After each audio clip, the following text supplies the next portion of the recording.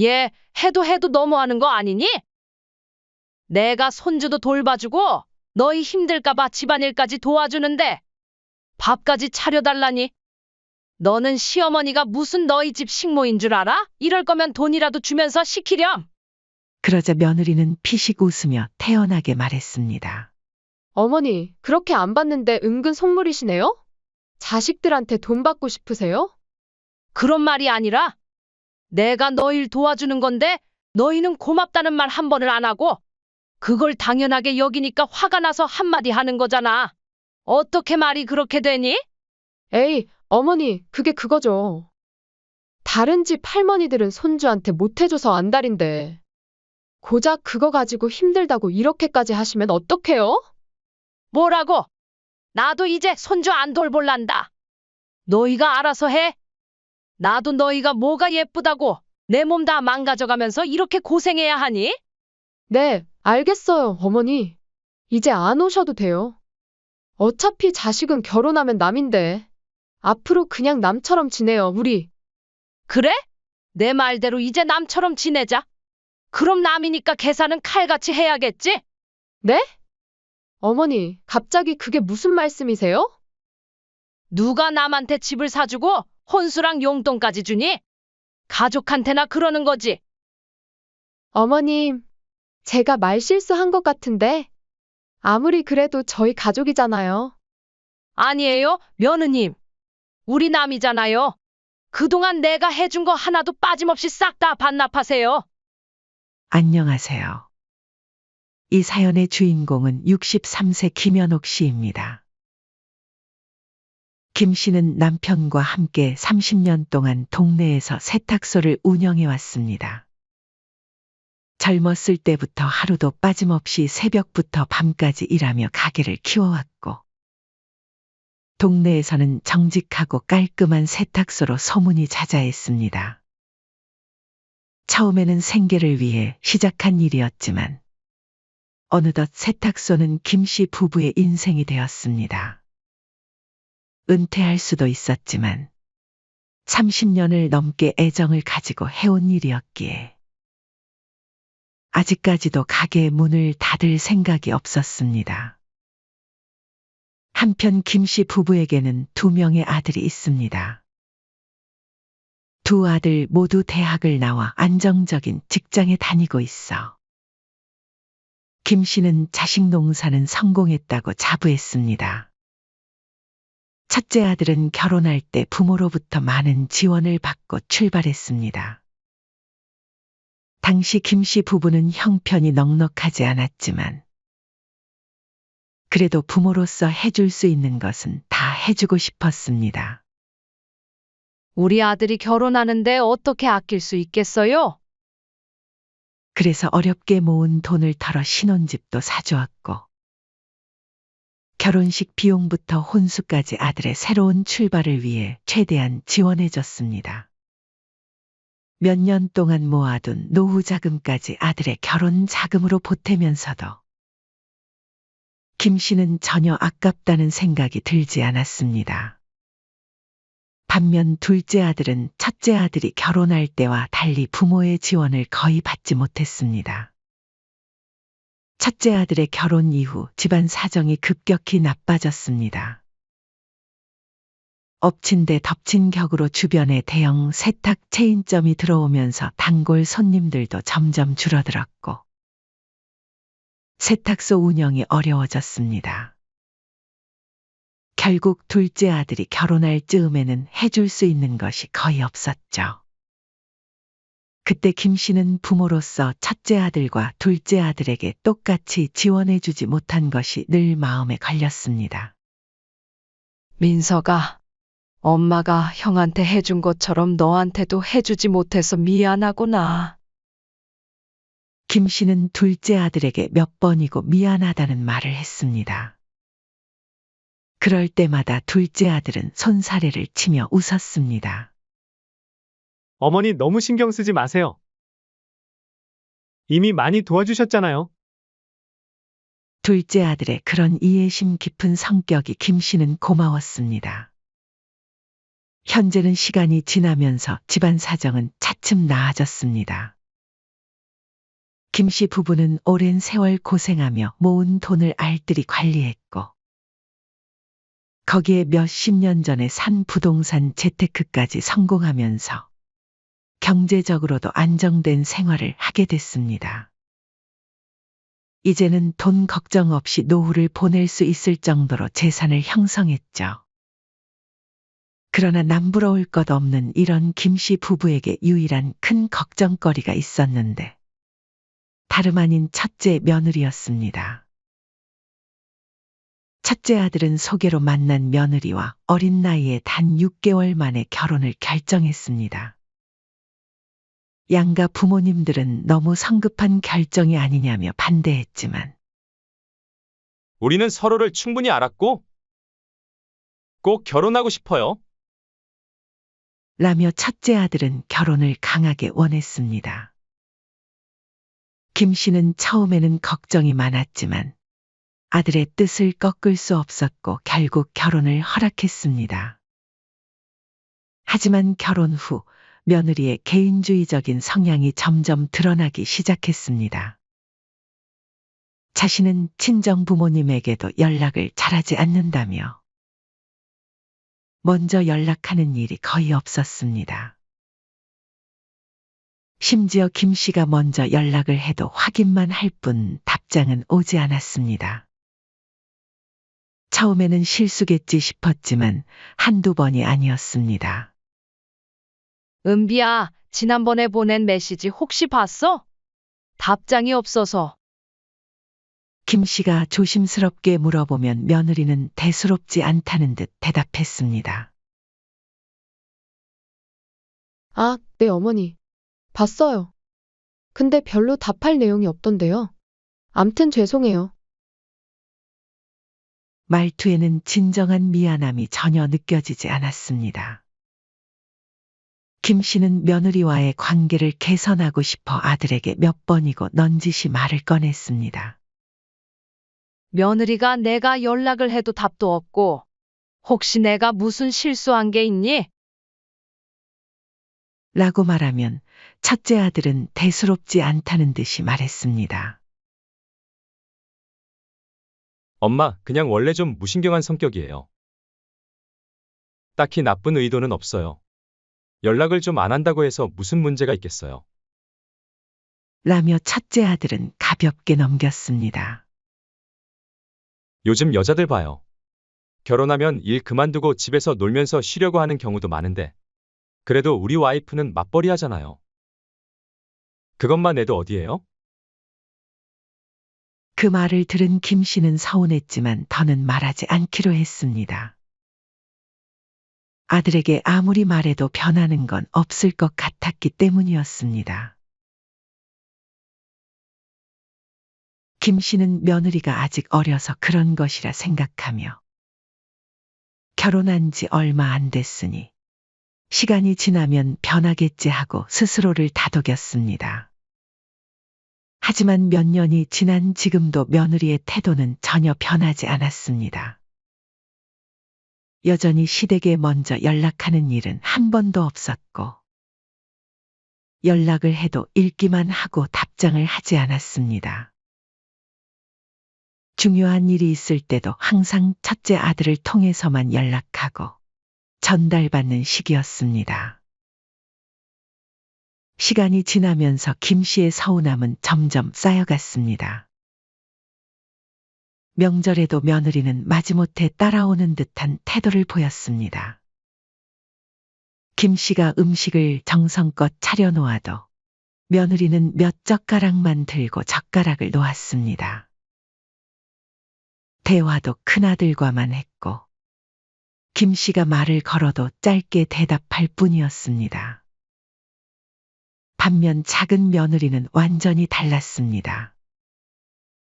김 씨가 바쁘더라도 먼저 연락해서 어머니 잘 지내세요? 별일 없으시죠? 라고 안부를 물어왔고, 좋은 음식이 있으면 어머니 아버지 먼저 드셔보세요 라며 챙겨 보내주기도 했습니다. 명절에도 시댁에 오면 어머님 음식 준비하시느라 힘드셨죠. 제가 도울게요 라며 주방일을 거들었습니다. 작은 며느리는 시댁을 가족처럼 대하고 김 씨 부부를 진심으로 챙기려는 마음을 가지고 있었죠. 김 씨는 그런 작은 며느리가 고맙고 예뻤습니다.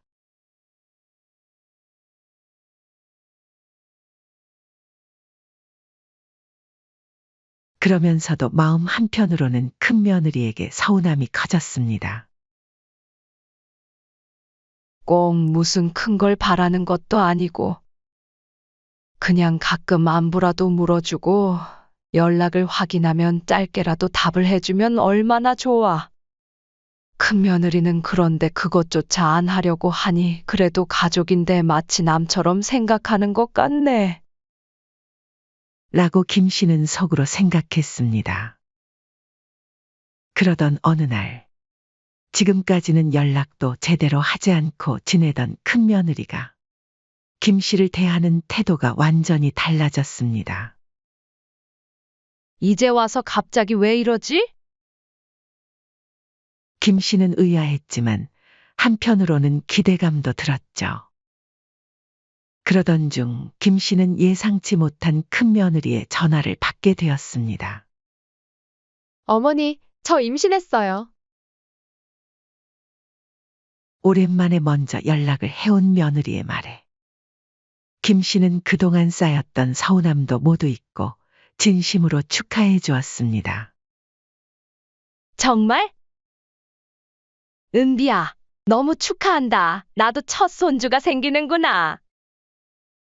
며느리의 친정이 멀리 지방에 있어 자주 오가기 힘든 상황이었습니다. 김 씨는 멀리 사는 친정을 대신해 며느리를 적극적으로 챙기기 시작했습니다. 김 씨는 시장에서 며느리가 먹고 싶다고 했던 과일을 사서 직접 집으로 가져다 주었고, 며느리가 입덧이 심하다고 하자 소화가 잘 되는 음식을 직접 만들어 찾아가곤 했습니다.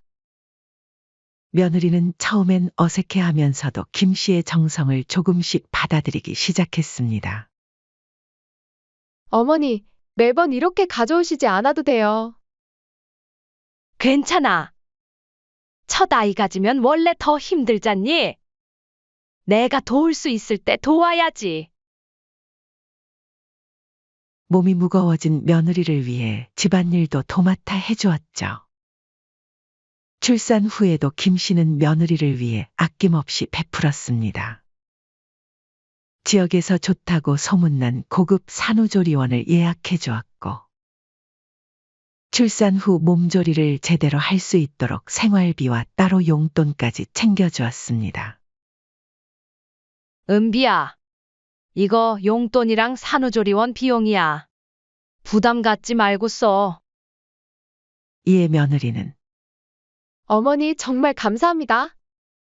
라며 감사를 표했고, 김 씨는 비로소 이제야 큰 며느리와도 가까워질 수 있겠구나 하는 기대를 품게 되었습니다. 그러던 어느 날, 큰아들과 며느리는 김 씨에게 조심스럽게 말을 꺼냈습니다. 어머니, 저희가 직장으로 복귀해야 해서 그런데 손주 좀 대신 봐주시면 안 돼요? 처음에는 김 씨도 고민을 했습니다. 이 나이에 애를 키운다는 게 쉬운 일이 아닐 텐데. 몸이 예전 같지 않다는 것을 누구보다 잘 알고 있던 김 씨는 단호하게 거절했습니다. 얘들아, 미안하지만 나는 아직 세탁소도 운영해야 하고, 이 나이에 애를 키우기엔 너무 힘들 것 같아. 너희가 좀 방법을 찾아봐야 하지 않겠니? 그러나 며느리는 쉽게 물러서지 않았습니다. 어머니, 친정엄마는 친정아버지가 편찮으셔서 간병을 하느라 손주를 봐주실 수 없어요. 어머님이 아니면 도와줄 사람도 없어요. 김 씨는 고민했습니다. 세탁소 일과 손주 돌보기를 병행하기는 쉽지 않을 것이었습니다. 하지만 아들과 며느리의 간절한 눈빛을 외면하기도 어려웠습니다. 결국 아들과 며느리의 지속적인 설득에 밀려 딱 1년만 손주를 돌봐주기로 결정했습니다. 세탁소도 당분간은 남편이 혼자 운영하기로 결정했죠. 그래도 첫 손주였고, 이제야 가까워진 큰 며느리와의 관계를 나쁘게 만들고 싶지 않다는 마음도 있었습니다. 그래, 알았어. 하지만 딱 1년만이야. 애가 어린이집 갈 수 있을 때까지만. 며느리는 기뻐하며 김 씨의 손을 꼭 잡았습니다. 정말 감사해요. 어머니가 안 계셨으면 저 정말 큰일 날 뻔했어요. 처음 몇 주간은 김 씨도 손주를 돌보는 일이 행복했습니다. 매일 아침 일찍 일어나 남편과 함께 세탁소 문을 열고, 남편이 가게를 지키는 동안 김 씨는 아들네 집으로 가서 손주를 돌봤습니다. 하지만 김 씨가 손주를 봐주는 것이 당연하게 되는 순간부터 상황은 완전히 달라졌습니다. 처음에는 어머니, 정말 감사해요. 너무 든든해요. 라며 감사해했던 며느리는 점점 김 씨를 가정부처럼 대하기 시작했습니다. 어느 날 김 씨가 아들네 집에 도착했을 때 며느리는 이미 출근 준비를 마친 상태였습니다. 부엌 싱크대에는 전날 저녁 식사 후 그대로 둔 설거지거리가 쌓여 있었죠. 어머니, 오셨네요. 저 이제 출근해야 해요. 아, 그리고 하신 김에 집 청소도 좀 부탁드려요. 며느리는 가방을 들고 황급히 나가면서 말했습니다. 김 씨는 잠시 당황했지만 곧 이해하려고 노력했습니다. 그래. 애들이 맞벌이를 하니 내가 집안일을 조금 도와줄 수도 있지. 생각하며 싱크대에 쌓인 그릇들을 정리하기 시작했습니다. 그러나 이런 일은 한 번으로 끝나지 않았습니다. 심지어 손주를 돌보는 것뿐만 아니라 점점 집안일까지 사사건건 간섭하기 시작한 것입니다. 어머니, 빨래는 세탁기로 돌릴 때 섬유유연제 꼭 넣어주세요. 제가 좋아하는 향으로요. 처음에는 김 씨도 이해하려 했습니다. 하지만 어느 순간부터 이건 단순한 도움을 넘어서 착취가 되어가고 있다는 걸 느끼기 시작했습니다. 어느 날 저녁, 퇴근한 며느리는 거실 소파에 털썩 주저앉아 한숨을 쉬었습니다. 오늘 너무 힘들었어요. 참 어머니, 저녁 준비는 다 되셨어요? 김 씨는 부엌에서 이미 1시간 넘게 저녁 식사를 준비하고 있었습니다. 오전부터 저녁까지 손주를 돌보며 집안일까지 하느라 김 씨 역시 지쳐 있었습니다. 식사 시간 김 씨는 정성껏 준비한 음식을 테이블에 차렸습니다. 아들은 고맙다며 맛있게 먹었지만 며느리는 몇 숟가락 뜨더니 인상을 찌푸렸습니다. 어머니, 이거 너무 짜요. 다음부터 덜 짜게 해주세요. 김 씨는 순간 말문이 막혔습니다. 이렇게 퉁명스럽게 지적을 받으니 마음이 팍 상했죠. 알았어. 다음엔 조심할게. 퇴근하고 돌아온 며느리는 피곤하다는 이유로 아무것도 하지 않았습니다. 심지어 조금이라도 집이 어질러져 있으면 곧바로 불만을 표출했습니다. 아, 어머니, 좀 정리를 제대로 해주시면 안 돼요? 심지어 어느 날은 더 충격적인 일이 있었습니다. 김 씨가 손주의 기저귀를 갈아주고 있을 때 며느리가 다가와 말했습니다. 어머니, 이 스타킹 손빨래 좀 해주세요. 며느리는 자신이 신고 온 스타킹을 그 자리에서 벗어서 당당하게 김 씨에게 내밀었습니다. 아무리 자신이 세탁소를 30년 넘게 운영했다고 해서 며느리의 속옷까지 손빨래를 해줘야 하는 존재가 된 것인가 싶었습니다. 시간이 갈수록 며느리의 요구사항은 점점 더 늘어났고 하루는 너무 힘들어 큰아들에게 조심스럽게 이야기를 꺼냈습니다. 민준아, 사실 요즘 너무 힘들어. 이 나이에 손주 돌보기도. 그리고 은비가 나한테 집안일까지 다 시키는데 너무 피곤해. 그러나 아들의 반응은 김 씨의 기대와 달랐습니다. 엄마, 애 하나 키우려면 마을 하나가 필요하다는 말도 있잖아. 엄마가 좀 도와줘. 은비도 직장 생활하느라 힘들어. 아들은 며느리를 두둔했습니다. 김 씨는 더 설명하려 했습니다. 아니, 그런 문제가 아니잖아. 지금 며느리가 하지만 아들은 대충 말을 끊고 엄마, 나중에 얘기하자라고 하며 방으로 들어가 버렸습니다. 김 씨는 큰아들의 태도에 더욱 서운함을 느꼈습니다. 예전에는 그래도 엄마를 존중하고 챙기던 큰아들이었는데 결혼 후에는 완전히 달라진 것 같았습니다.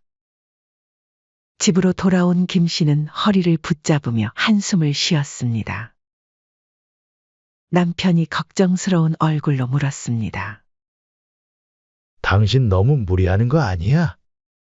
이제 그 짓도 그만하는 게 낫겠어. 남편은 김 씨의 창백한 얼굴과 지친 모습이 안타까웠습니다. 김 씨는 애써 웃으며 대답했습니다. 당신 말이 맞아요.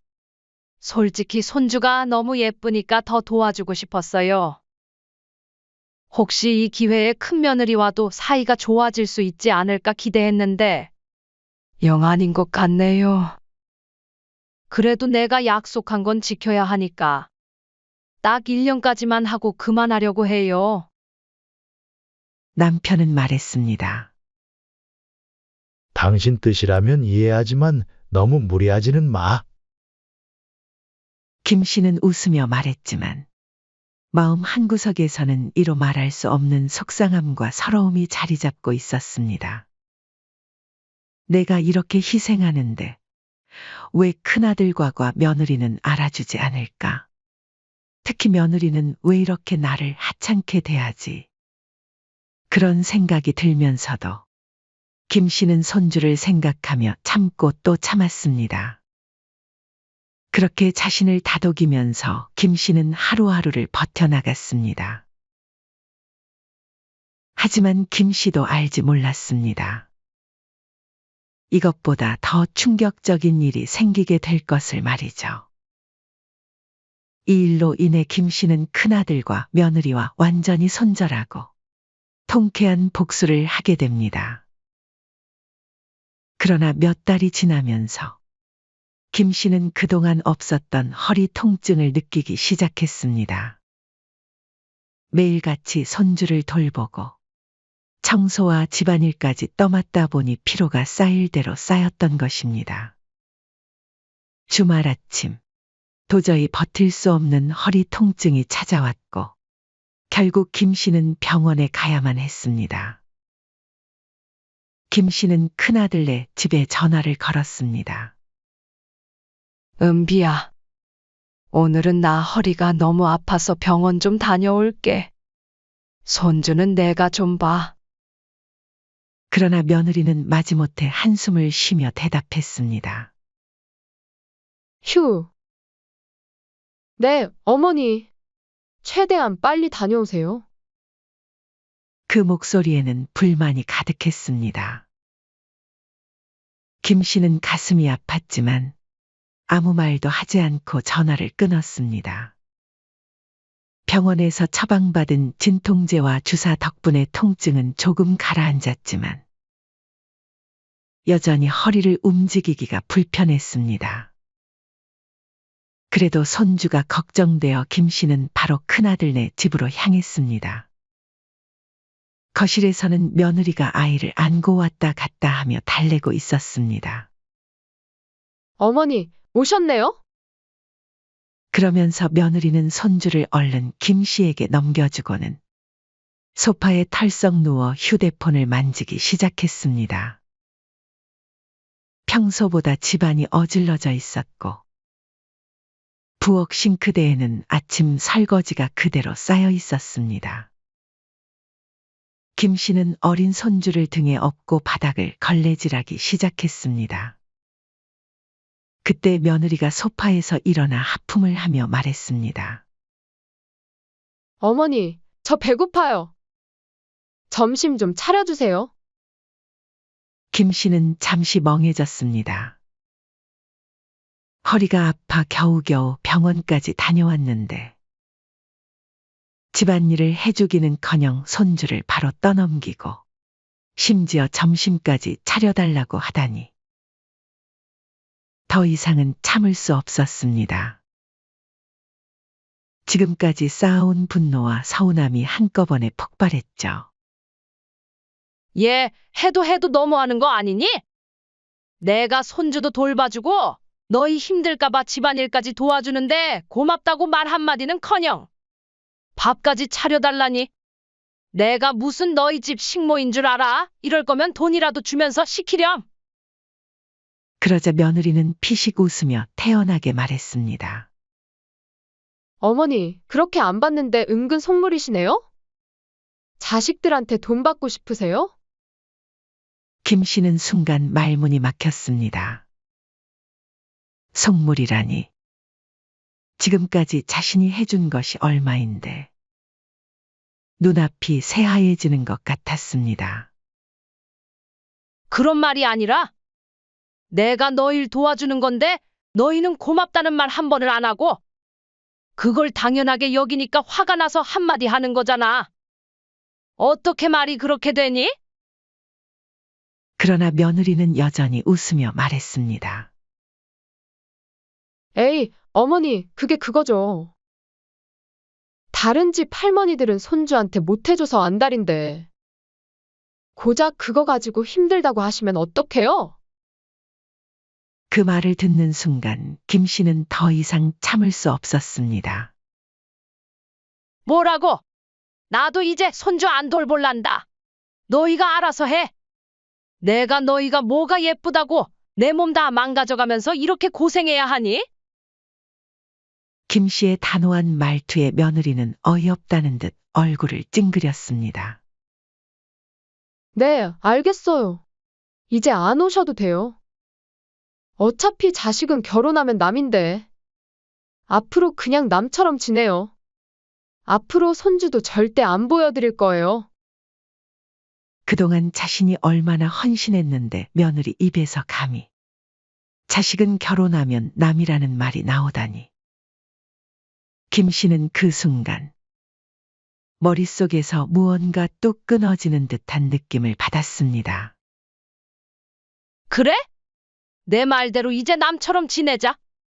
그럼 남이니까 계산은 칼같이 해야겠지? 김 씨의 차가운 목소리에 며느리는 처음으로 당황한 기색을 보였습니다. 네? 어머니, 갑자기 그게 무슨 말씀이세요? 누가 남한테 집을 사주고 혼수랑 용돈까지 주니? 가족한테나 그러는 거지. 김 씨의 말에 며느리의 얼굴이 하얗게 변했습니다. 그제야 무언가 잘못되었음을 느꼈는지 당황하며 김 씨를 붙잡고 애원하기 시작했습니다. 어머님, 제가 말실수한 것 같은데. 아무리 그래도 저희 가족이잖아요. 아니에요, 며느님. 우리 남이잖아요. 그동안 내가 해준 거 하나도 빠짐없이 싹 다 반납하세요. 이제야 상황을 제대로 파악한 며느리는 무릎까지 꿇으며 애원했습니다. 어머니, 제가 잘못했어요. 제가 잠시 미쳤었나 봐요. 애 안 봐주시겠다는 말에 놀라서 그만. 그때 현관문이 열리며 큰아들이 집으로 들어왔습니다. 무슨 일이야? 분위기가 왜 이래? 첫째 아들은 울고 있는 며느리와 서 있는 어머니를 번갈아 보며 당황한 표정을 지었습니다. 김 씨는 차분하게 말했습니다.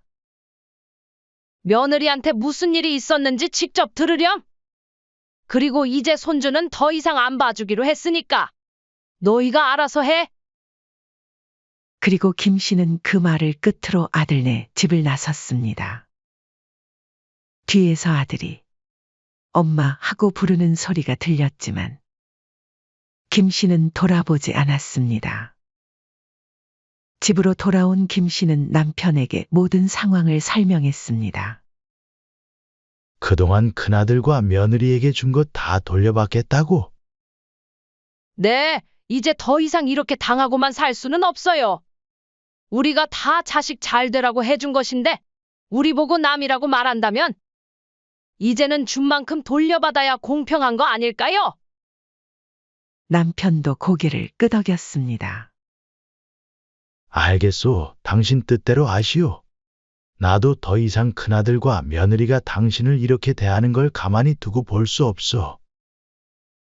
김 씨는 곧바로 변호사를 찾아갔습니다.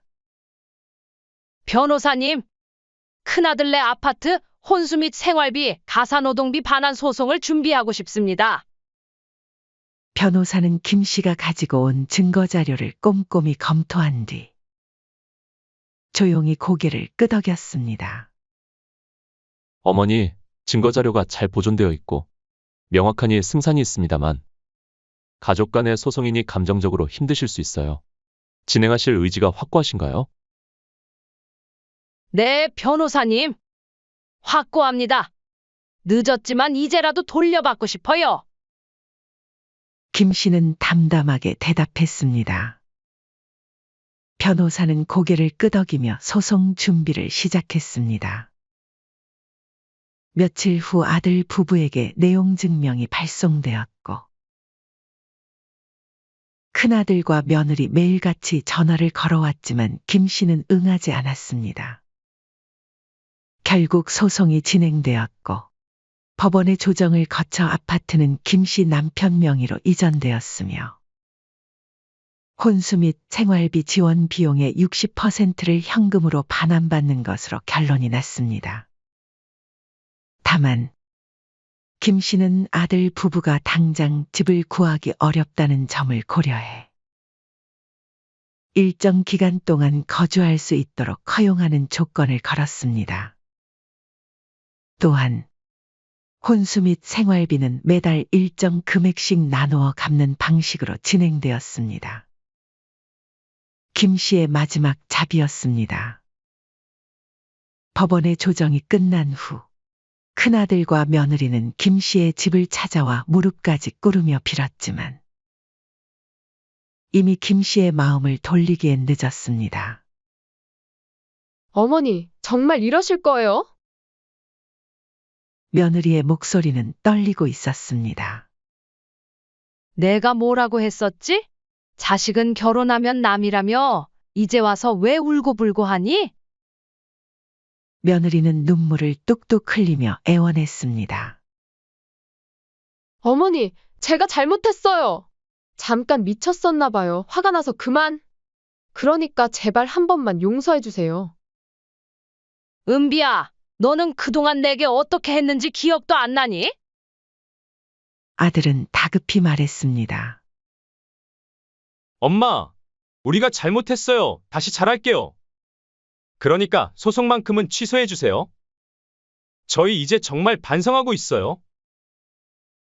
반성? 지금 내가 반성하는 이유는 내가 해준 거 돌려달라니까 그런 거 아니니? 내가 만약 아무 말 없이 참고만 있었다면 엄마, 나중에 얘기하자라며 여전히 무시했겠지? 아들은 아무 말도 하지 못했습니다. 며느리는 마지막 발악이라도 하듯 흥분한 목소리로 외쳤습니다. 어머니, 그래도 이건 너무하잖아요. 부모가 자식 도와주는 게 당연한 거 아닌가요? 그동안 키워주신 건 뭐 대가를 바라고 하신 거세요? 김 씨는 쓰게 웃으며 대꾸했습니다. 그래, 부모가 자식을 위해 도와줄 수 있지? 하지만 너희는 받기만 하고 그걸 너무 당연하게 생각했어? 내가 참고 또 참고 도와줬을 때는 당연하게 생각하더니 이제 와서야 부모 타령을 하니? 참 뻔뻔하다. 김 씨의 단호한 태도에 결국 첫째 아들 부부는 마지못해 조건을 승낙할 수밖에 없었습니다. 그들은 매달 일정 금액을 상환하기로 약속했고, 김 씨는 그 약속을 문서로 남겼습니다. 그러나 이제 김 씨에게는 후회도, 미련도 남아있지 않았습니다. 오히려 마음이 한결 가벼워진 것 같았습니다. 이제 더 이상 아들과 며느리에게 휘둘리지 않고 자신의 삶을 찾아갈 수 있을 것 같았습니다. 평생 희생했더니 남이라는 말이나 들었지. 늦었지만 이제 나도 내 인생을 살 거야. 김 씨는 그날 밤 오랜만에 편안한 잠을 잤습니다. 이제 새로운 시작을 할 준비가 되었습니다. 한 달 후 김 씨는 남편과 함께 저녁을 먹으며 한 이야기를 꺼냈습니다. 역시 그게 맞겠죠. 남편은 조용히 고개를 끄덕였습니다. 당신도 나랑 같은 생각인가 보네요. 김 씨는 물끄러미 남편을 바라보며 말했습니다. 오랜 세월을 함께한 부부였기에 말하지 않아도 서로의 생각을 읽을 수 있었습니다. 아파트를 반환받은 김 씨 부부는 충분한 상의 끝에 둘째 아들 부부를 따로 불렀습니다.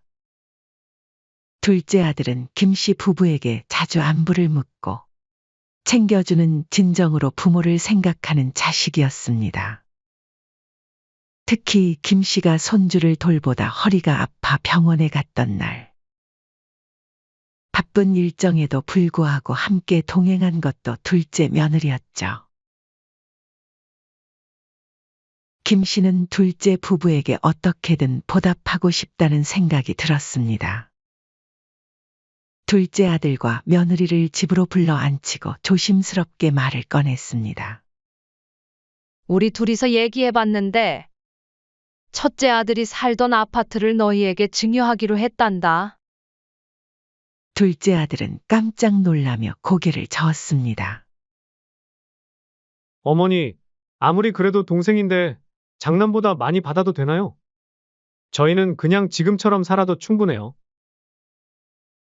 그러나 김 씨는 단호한 목소리로 말했습니다. 이번 일을 겪고 나서 나도 깨달았어. 장남이라는 이유만으로 무조건 다 주는 게 맞는 게 아니더라. 부모에게 잘하는 자식에게 주는 게 맞는 거야. 너희가 결혼할 때 많이 지원해주지 못해서 늘 미안했는데, 이제라도 너희에게 더 많이 줄 수 있어서 다행이야. 남편도 고개를 끄덕이며 덧붙였습니다. 받아라. 너희가 우리한테 잘해서 주는 거야. 둘째 아들은 김 씨 부부의 진심 어린 말에 결국 눈시울을 붉히며 아내와 함께 고개를 숙였습니다. 어머니, 아버지, 정말 감사합니다. 저희 그 마음에 평생 보답하면서 살게요. 그 모습을 보며 김 씨는 흐뭇한 미소를 지었습니다.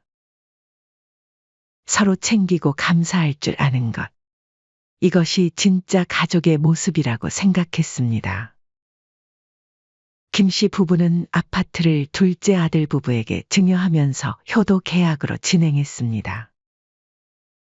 이는 변호사의 조언에 따른 것이었습니다. 이전에 첫째 아들 부부와의 경험을 통해 김 씨 부부는 모든 것을 명확하게 문서화하는 것이 중요하다는 것을 배웠습니다. 어머님, 아버님 혹시라도 우리를 못 믿어서 그러시는 거세요? 둘째 며느리는 장난스럽게 물으며 웃었습니다.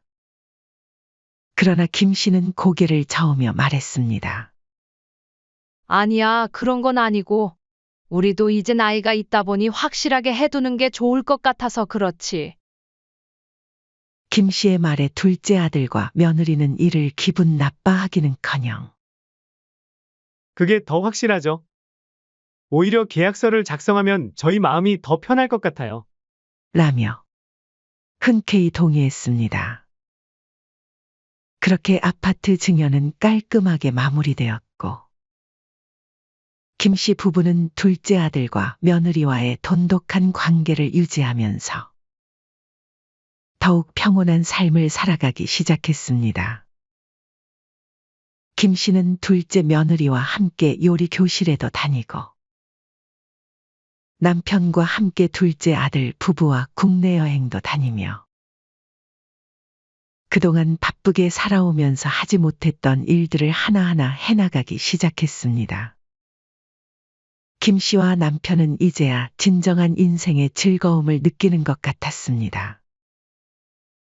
이렇게 살았어야 했는데 이제라도 알았으니 다행이지 뭐. 남편이 빙그레 웃으며 말했습니다. 여보, 우리 이제 나이도 있고 이제 세탁소를 정리하는 건 어떨까요? 김 씨가 남편에게 제안했습니다. 남편은 잠시 생각하더니 고개를 끄덕였습니다. 그거 좋은 생각이네요. 우리도 이젠 좀 쉬면서 즐기며 살아야지. 그렇게 김 씨 부부는 30년 넘게 운영하던 세탁소를 정리하고, 살던 집도 둘째 아들 부부 근처 동네로 이사했습니다. 새로운 환경에서 더 많은 여가 시간을 가질 수 있게 되었죠. 최근 들어 김 씨의 휴대폰에는 첫째 아들과 며느리에게서 연락이 오곤 했습니다. 어머니, 잘 지내세요? 한번 찾아뵙고 싶어요. 과거와는 다르게 정중한 말투였습니다. 그러나 김 씨는 전화를 받지 않았습니다. 아직은 그들을 만날 준비가 되지 않았습니다. 아직은 때가 아니야. 내 자식처럼 키웠던 손주가 보고 싶지 않은 건 아니었습니다.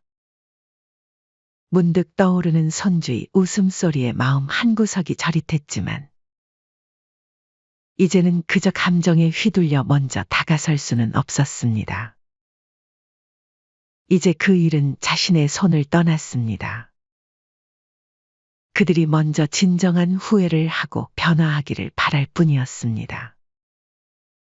가족은 쉽게 유지되는 것이 아니라 서로에 대한 존중과 사랑으로 유지된다는 것을 첫째 아들 부부가 깨닫기를 바랐습니다. 김 씨는 조용히 커피를 한 모금 마시며 창밖을 바라보았습니다. 나뭇잎들이 붉게 물들며 떨어지는 모습이 마치 자신의 지나온 삶과 닮아 있는 것 같았습니다. 시간이 흐르면 모든 것은 변하고, 그 변화 속에서 새로운 시작을 맞이하는 것이 인생인지도 모릅니다. 지난 몇 달간의 힘든 시간들이 스쳐 지나갔습니다. 하지만 이제는 후회 없이 자신만의 삶을 살아가기로 결심했습니다. 이번 일이 나에게도 교훈이 되었지만, 첫째 아들과 큰 며느리에게도 커다란 교훈으로 남았으면 좋겠네. 이제 김 씨는 자신만의 새로운 인생을 살아가고 있었습니다. 더 이상 누군가의 엄마나 시어머니로서만이 아니라 김연옥이라는 한 사람으로서의 삶을 찾아가고 있었습니다. 사연은 여기까지였습니다. 구독, 좋아요, 댓글은 영상 제작에 큰 힘이 됩니다. 시청해 주셔서 감사합니다.